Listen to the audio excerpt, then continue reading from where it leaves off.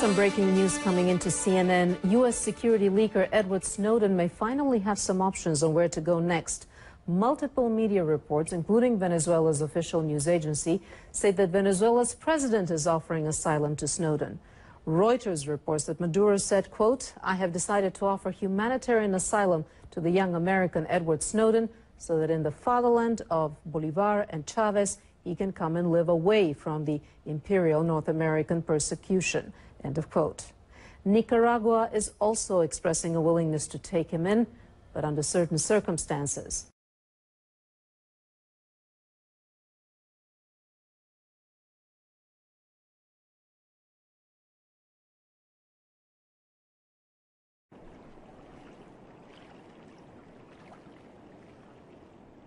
My name's Ed Snowden. I'm 29 years old. I work for Booz Allen Hamilton as an infrastructure analyst for NSA in Hawaii. What are some of the positions that you held previously within the intelligence community? I've been a systems engineer, systems administrator, senior advisor for the Central Intelligence Agency, solutions consultant, and a telecommunications information systems officer.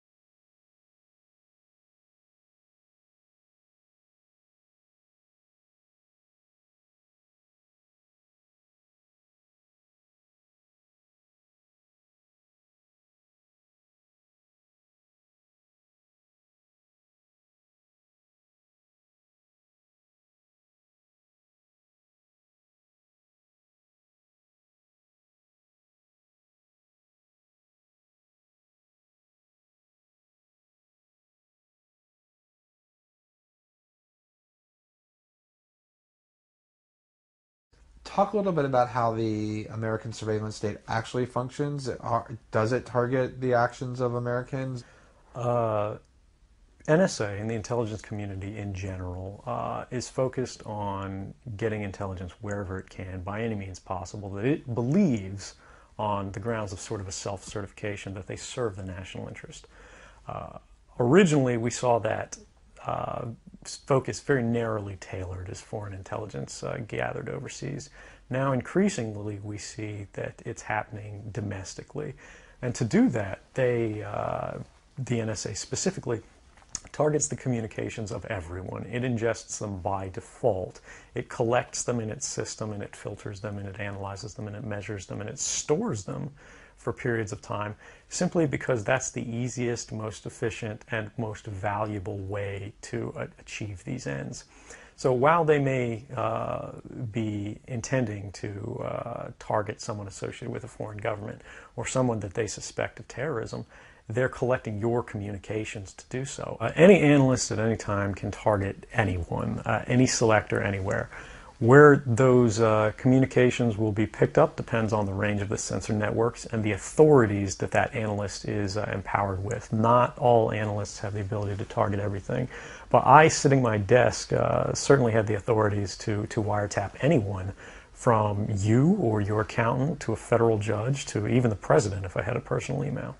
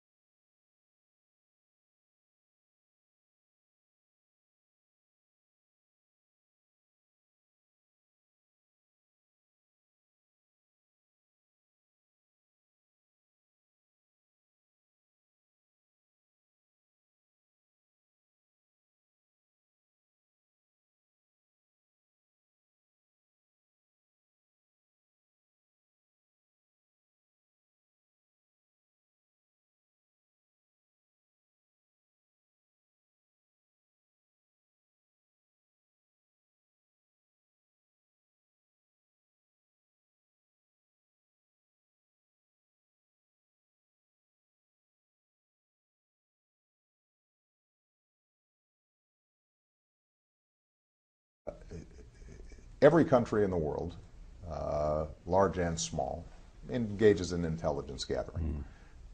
And that is a occasional source of tension, but it's generally practiced within bounds.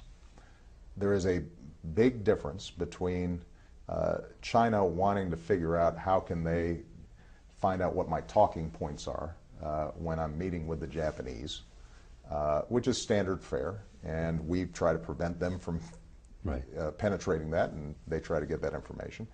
There's a big difference between that and a hacker directly connected with the Chinese government or the Chinese military breaking into Apple's software systems to see if they can obtain the designs for the latest Apple product.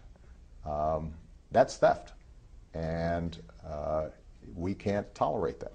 And so we've had very blunt conversations about this.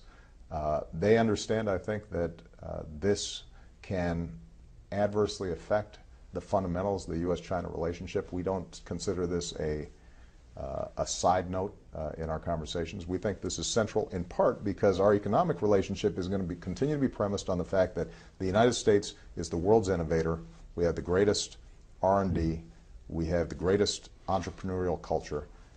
Our value added is at the top of the value chain. And if countries like China are stealing that, that affects our long-term prosperity in a serious way. It is said also that the reason they do it is that they want to achieve some kind of military parity at some point. And that's a motivating factor. I'm sure that is. Let's turn to NSA. Yeah. You famously talked about what you called the wrong choice between security and freedom. Mm-hmm. Where do you put what NSA is doing in that balance between security and freedom?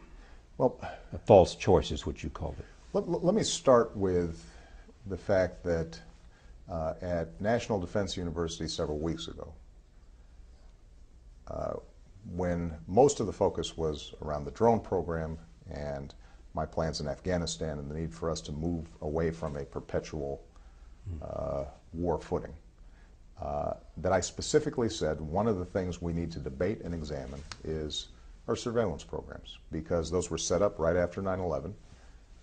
It's now been over a decade, and we have to examine them. And what should the debate be? Well, and what I've said, and I continue to believe, is that we don't have to sacrifice our freedom in order to achieve security. That's a false choice. That doesn't mean that there are not trade-offs involved in any given program, any given action that we take. So all of us make a decision that we go through a whole bunch of security at airports, which when we were growing up, that wasn't the case, right? You ran up to the gate. Exactly. You know, 5 minutes to catch there. the plane, you're running on. Right. Been there. And you know, it's been a while since I went through commercial flying, but I gather the experience is not the same anymore, right? It's gotten worse. Okay, right. And so that's a trade-off we make. The same way we make a trade-off about drunk driving. We say occasionally there are going to be checkpoints. They may be intrusive. To say there's a trade-off doesn't mean somehow that we've abandoned freedom. I don't think anybody says we're no longer free because we have checkpoints at airports. But there is a balance here. But there is a balance. So I'm going to get to your question. The way I view it, my job is both to protect the American people and to protect the American way of life, which includes our privacy. And so every program that we engage in, what I've said is let's examine and make sure that we're making the right trade-offs.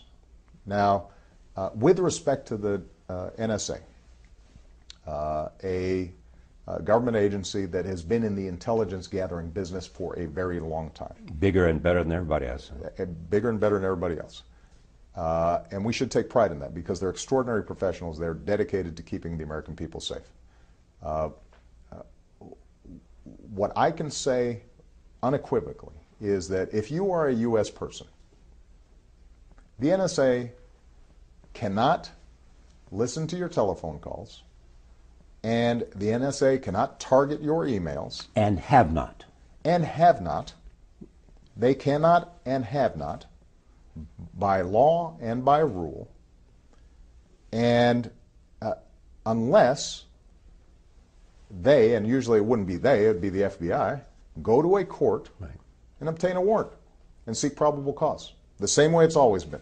The same way when we were growing up and we were watching movies, you want to go set up a wiretap, you got to go to a judge, show probable cause, and then the judge looks at have any of those been turned down? Cause. All the requests to FISA courts, have they been turned down at all? Let me finish here, Charlie, because I want to make sure this debate has gotten cloudy very quickly. Exactly. All right. So, point number one: if you're a U.S. person,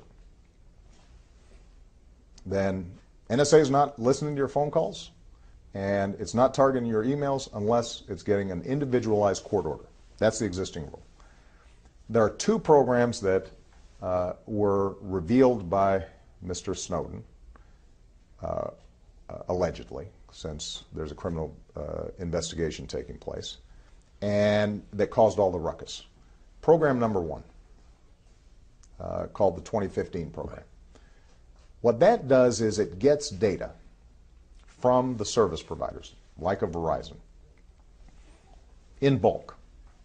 And basically, you have call pairs. You have my telephone number connecting with your telephone number. There are no names. There's no content in that database. All it is the number pairs, when those calls took place, how long they took place. So that database is sitting there. Now, if the NSA, through some other sources, maybe through the FBI, maybe through a tip that went to the CIA, maybe through the NYPD, gets a number that where there's a reasonable, articulable suspicion that this might involve foreign terrorist activity related to Al-Qaeda and some other international terrorist actors, then what the NSA can do is it can query that database to see, does this number pop up? Did they make any other calls? And if they did, those calls will be spit out, a report will be produced, it will be turned over to the FBI. At no point is any content revealed because there's no content in the database. So I hear you saying I have no problem with what NSA has been doing. Well, let me finish, because I don't. So what happens then is that the FBI, if in fact it now wants to get content, if in fact it wants to start tapping that phone, it's got to go to the FISA court with probable cause and ask for a warrant. But has FISA courts turned down any request? Because, first of all, Charlie, the number of requests are surprisingly small, number one. Number two, folks don't go with a query unless they've got a pretty good suspicion. Should this be transparent in some way?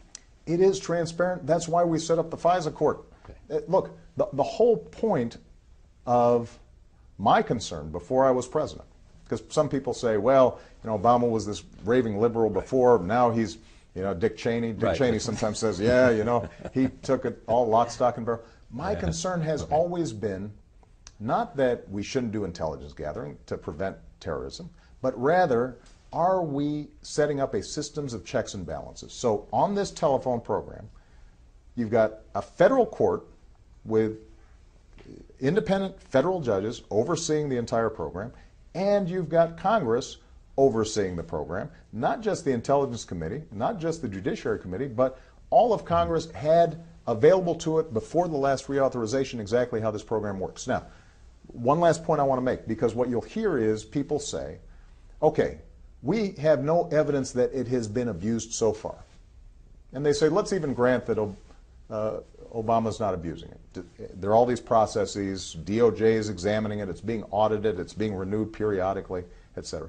The very fact that there's all this data in bulk, it has the enormous potential for abuse, because they'll say, you can, when you start looking at metadata, even if you don't know the names, you can match it up. If there's a call to an oncologist and it's a call to a lawyer, and you can pair that up and figure out maybe this person's dying and they're writing their will, and you can yield all this information.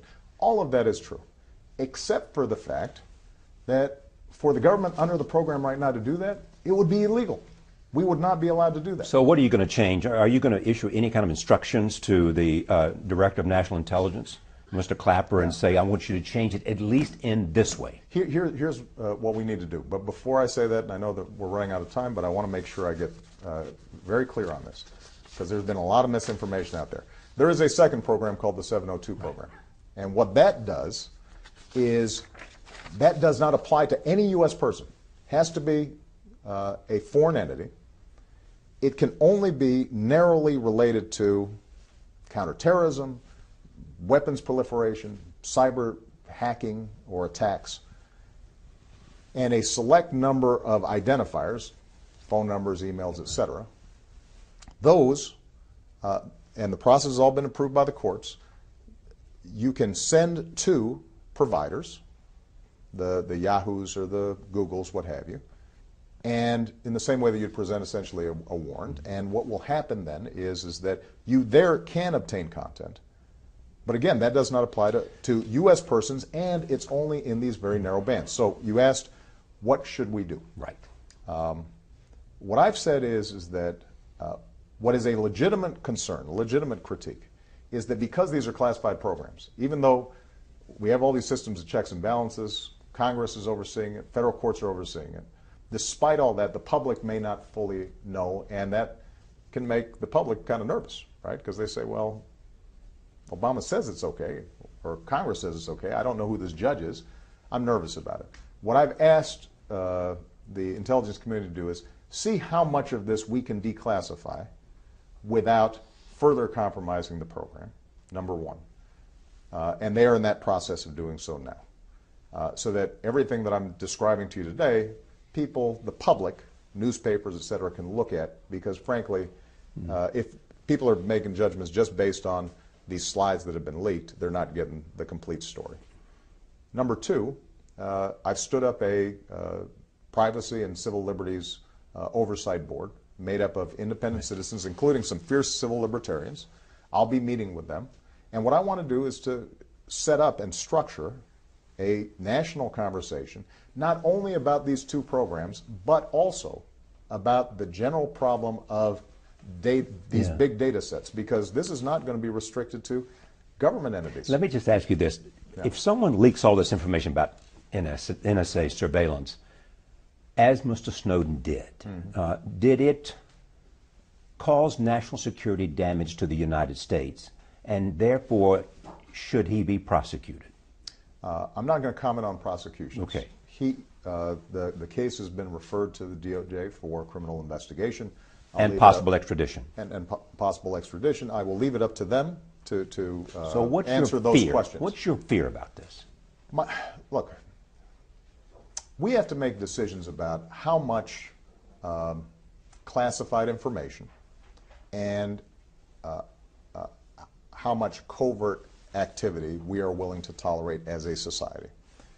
And, we could not have carried off the bin Laden raid if it was on the front page of the papers. I think everybody understands that, right? So that would be Of course but I don't understand what the relevance of that is. Well, no. The reason I'm saying that is that we're going to have to find ways where the public has an assurance that there are checks and balances in place, that they have enough information about how we operate, that they know that their phone calls aren't being listened into, their text messages aren't being monitored, their emails are not being read by some big brother somewhere. They've got to feel that confidence, and that it is not potentially subject to abuse because there are sufficient checks and balances on it, while still preserving our capacity to act against folks who are trying to do us harm. And it's not just terrorists. We already talked about cyber theft.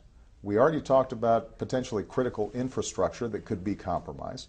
There were a handful of yokels up in New York who stole $45 million out of ATMs over the course of, I think it was 18 hours. And the public expects me and the Justice Department and others to protect them from those things, to make sure that their bank accounts aren't being compromised, their medical records aren't being compromised. All that stuff requires the government to have some capacity to engage with the private sector and to have. And we ought to have a debate about it all. So we've got to have a debate about it. Okay.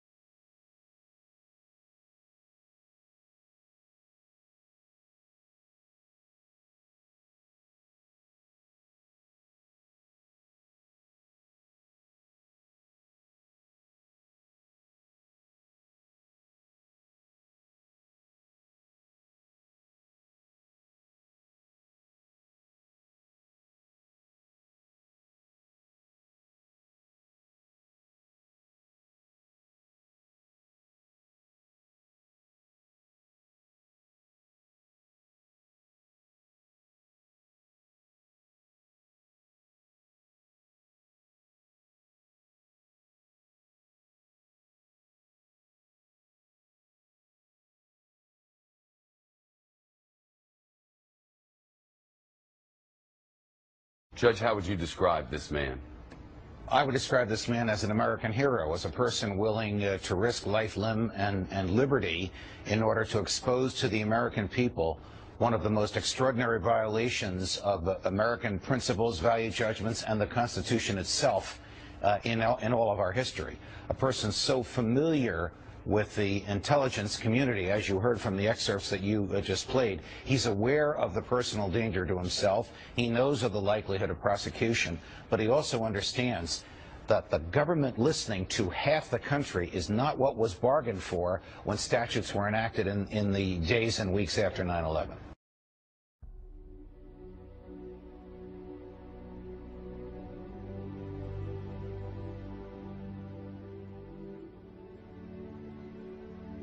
Greetings, citizens of the world. We are anonymous.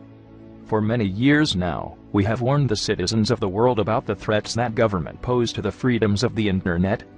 Over this period of time, many people have woken up to the lies told by government officials and now understand the importance of keeping the internet open and free for all to use. The events that have transpired over the recent days have proven, indisputably, that the governments of the United States and the United Kingdom are trying with all effort possible to monitor the internet. You might ask us, if not to fight terrorism, what are they looking for? The governments of the world are corrupted to the core, by greed and lust, intoxicated by power. They fear losing this power to the people. Let us look at this secret spy system PRISM, and its apparent effectiveness. It has failed to stop terrorism, but has succeeded in monitoring everyone in the world, even law-abiding citizens. It is true that there are evil people in this world who must be watched to ensure the safety of others, but it is simply immoral and unethical to blanket monitor everyone worldwide, assuming that everyone must be guilty of something. Edward Snowden is a true hero of the people worldwide for revealing this. In stepping forward to bring us the horrifying truth about the draconian states secretly operating, he has put his life on the line. He has given up his job with the government. He has lost his family and loved ones. He now risks extradition and life sentencing to prison, merely for telling us that each and every one of us is being watched, monitored, documented, recorded and categorized. The fact that companies like Microsoft, Facebook, and Google are involved means that a significant amount of the internet, as we know it, is under inspection. The right to privacy has been violated. People are in greater danger from this surveillance system than they are from terrorism, because the terrorists have not been stopped. What we are witnessing is the hand of the government and corporate greed extending over the internet. A smear campaign is beginning against Snowden now.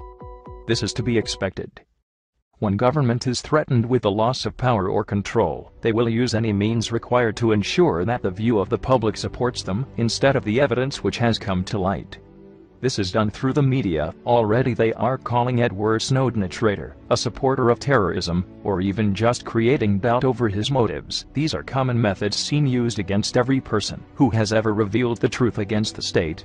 The corporations which have been revealed as taking part in PRISM are now scrambling to defend their names, releasing so-called reassurance on why their users' privacy is important. You must ask yourself, if they had done nothing wrong, they would not go to such extreme lengths to change public perception. It is up to us, the people, to see through these lies being told. We must stand with Edward Snowden and fight back on all fronts against the Big Brother state. Many say they have nothing to hide. But this is beside the point. If you have nothing to hide, why should you be watched? If someone broke into your home and read through your documents and private data, you would feel violated and angered. Why should your digital information be exempt from this? The only difference with online spying is that you remain unaware that it is happening. Otherwise you would become just as angered towards it. And this is why governments fight to keep us from knowing the truth. You only have to scratch the surface before the lies become visible. Citizens of the world, users of the internet, show your support for Edward Snowden. Edward Snowden is now under the protection of Anonymous worldwide. We are all Edward Snowden now. We urge you to remain peaceful, but to rise. Now is the time to say enough. We call for massive disobedience towards the Big Brother state. We invite you to be anonymous. We must act together worldwide for the cause of internet privacy. Anonymous has no leader, no ranking, and no single means of communication. We are spread of many mediums and languages. Join with us for the freedom of the internet. We are anonymous. We are legion. We do not forgive. We do not forget. Expect us.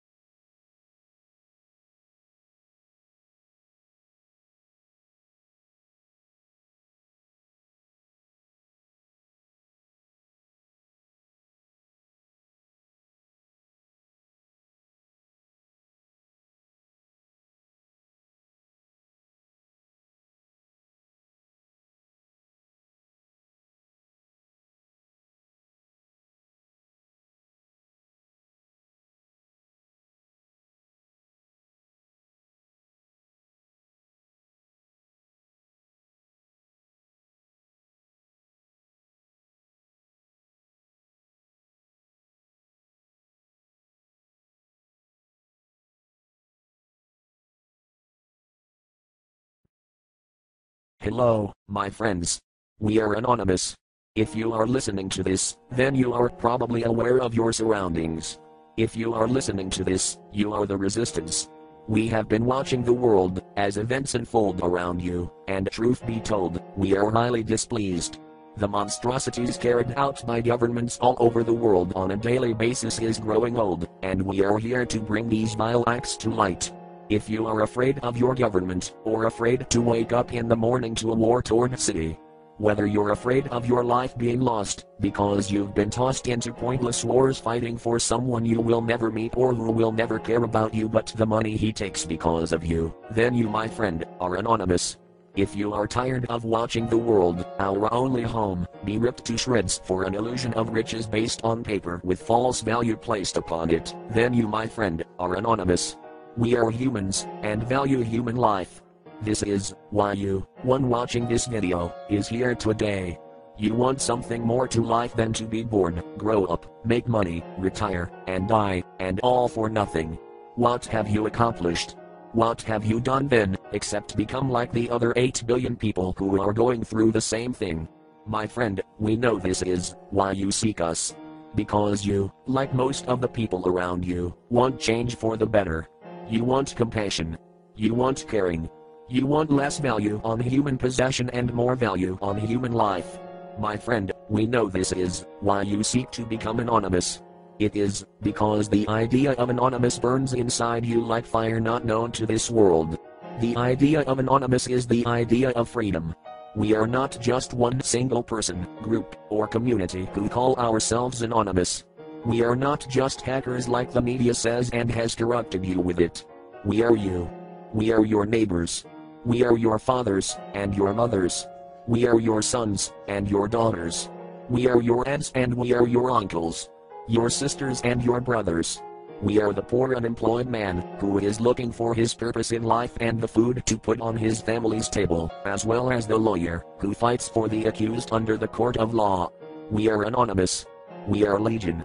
We do not forgive. We do not forgive. We are united, and no one can divide us. Expect us.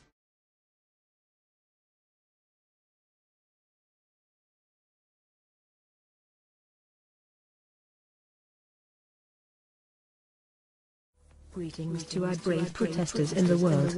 Good job, and let we all join the rallies and fight against corruption. We are anonymous, from OpenSA. Greetings, NSA. Thanks to the actions of Edward Snowden, the world is now aware of your absurdly intrusive and elaborate monitoring agenda. Every Verizon user, every Facebook, LinkedIn, Google Plus and Twitter account, every Yahoo, Bing and Google search result, every Microsoft Windows, Google Chrome and Apple Mac operating system, every Safari, Chrome and Internet Explorer web browser, every PayPal and Google Wallet transaction, every Gmail, Outlook and Yahoo email, every bit of content in iCloud, Dropbox, Drive and SkyDrive, every AOL, Yahoo, Messenger and Google Talk instant message, every Skype, FaceTime, Google Hangouts and Talk Call, every Flickr, Instagram, Picasa, Tumblr, YouTube Media. All are victims to your illegitimate counter-terrorism measures. Spying on over 120 million people, including innocent citizens of your own nations, was not a good idea, as you will come to understand soon enough. We will now be commencing Operation National Security Agency, in retaliation of your disrespect for the privacy of people worldwide. You cannot expect to covertly spy on people who have done nothing wrong, under the guise of preemptively fighting terrorism, when you failed to stop the Boston bombing and expect consent. You are of no use to anyone except those in power and who wish to keep it, at the expense of every citizen's privacy, that they are entitled to under the Constitution, of which you show no respect for. NSA will be unforgiving in its work and will leave no stone unturned, just as you do for all of us. As of this moment, people around the world are beginning to wake up, and consequently, stand up to your data mining agenda. You will soon understand for yourselves what it is like to be spied on and your personal information be stored, available for all to gaze upon. We are officially calling on all citizens of the internet, all anonymous participants and all activists to take to their computers, take to their streets and take to all available outlets to let their voices be heard on this issue. Violations like this will not be treated with apathy. Anonymous has been proven to be a powerful force for good, and even more so, a nemesis to tyranny and injustice. You thought you could infringe on our privacy. You thought you could wiretap people who have no reason to be observed. But best of all, you thought you could get away with all of it. The NSA will lose the game. All your base will belong to us. We are anonymous, we are legion, we do not forgive, we do not forget, expect us.